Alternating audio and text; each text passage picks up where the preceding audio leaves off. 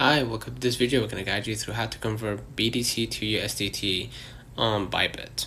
So all you got to do is just hit asset at the bottom right after you launch, of course, ByBit, and press convert, right? And select, of course, where you're converting from.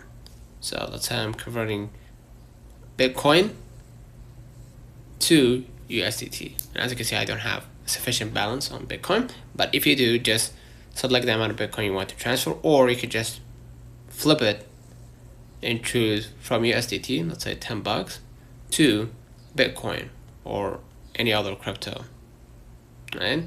So basically you can change it up, right? You can select from crypto to crypto, basically, right? From Shiba to Bitcoin, for example, etc.